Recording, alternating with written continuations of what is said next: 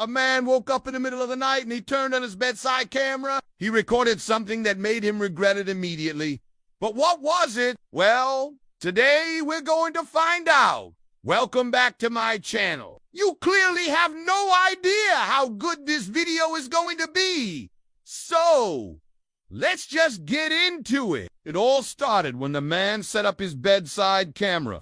This was a regular thing for him to do because he had sleep apnea. The camera was actually required by his doctor so they could monitor his sleeping patterns throughout the night. However, he would also use it to record his dreams. As most people know, it's almost impossible to remember your dreams.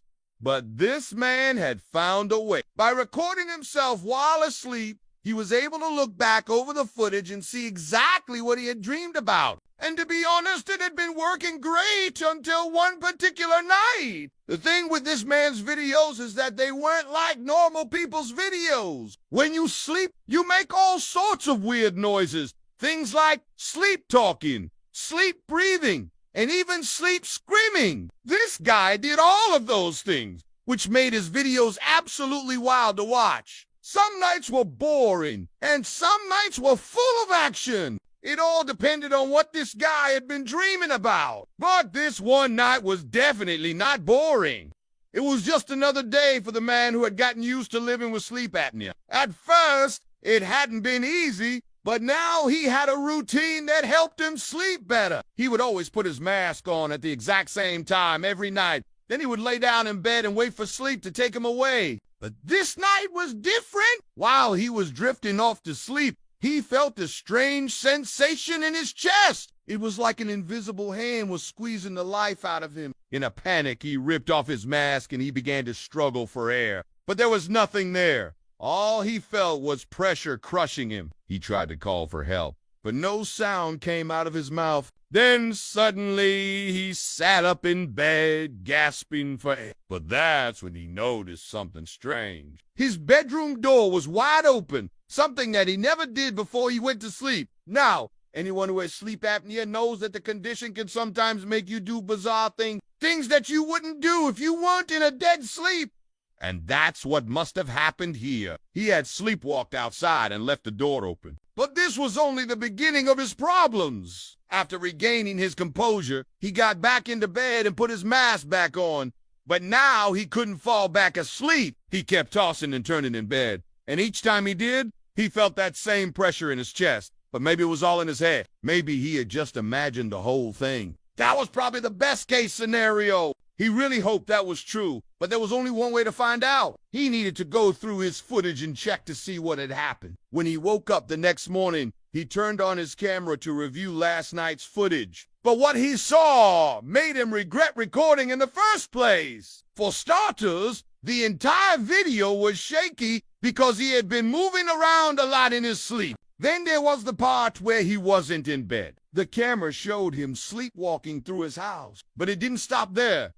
After he walked out the front door, he disappeared from view. The camera couldn't see him anymore because it had no battery. This is where things took a turn for the worse. The camera had automatically shut off when it lost connection with its main power source, meaning that it hadn't recorded anything else that happened that night. Unfortunately, this meant that there was a large gap in the footage, one that would never be filled. Unless he checked his security cameras, there was no way to know what had happened after he left his house. But why bother? He had enough proof that something strange was going on.